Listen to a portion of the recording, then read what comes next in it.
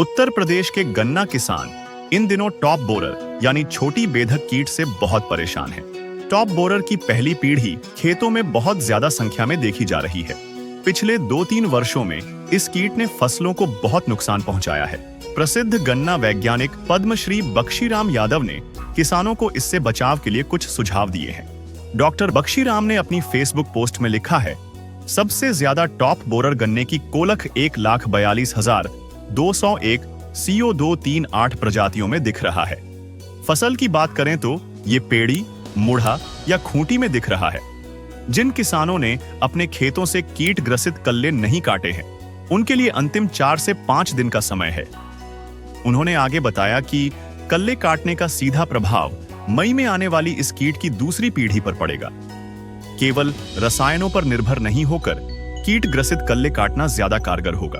गन्ना वैज्ञानिक ने लिखा कि आमतौर पर किसान भाई पेड़ी फसल में दानेदार कीटनाशक का प्रयोग करते हैं। मेरा अनुभव है कि तरल कीटनाशक, उदाहरण के लिए कोराजन, CTPR ज्यादा लाभदायक रहेगा।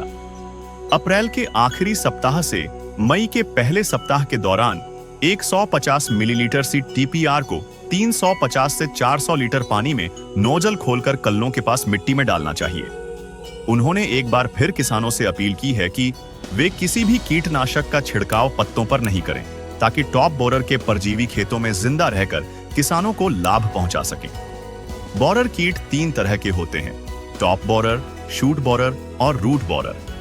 गर्मी बढ़ने पर अक्सर इस कीट का प्रकोप फसल में बढ़ जाता है। वैज्ञानिकों के मुताबिक इस कीट से गन्ना को बचाने के लिए IPM यानी इंटीग्रेटेड पेस्ट मैनेजमेंट कारगर उपाय है। किसानों को अपने खेतों में शाम के वक्त लालटेन या फिर बिजली का बल्ब जलाना चाहिए। इसके अलावा फेरोमोन ट्रैप इन कीटों के प्रबंधन में कारगर है। अगर खेतों में बल्ब के नीचे या फेरोमोन ट्रैप में ज्यादा कीट नजर आए तो 15-15 दिन के अंतर पर 2 से 3 बार सिस्टमिक इंसेक्टिसाइड का ही प्रयोग करें। न्यूज पोर्टली पर गन्ने की खेती से जुड़ी कई रिपोर्ट हैं, जिसमें गन्ना वैज्ञानिक, एक्सपर्ट और प्रगतिशील किसान शामिल हैं। खेती किसानी की रोचक जानकारियों के लिए देखते रहिए न्यूज पोर्टली।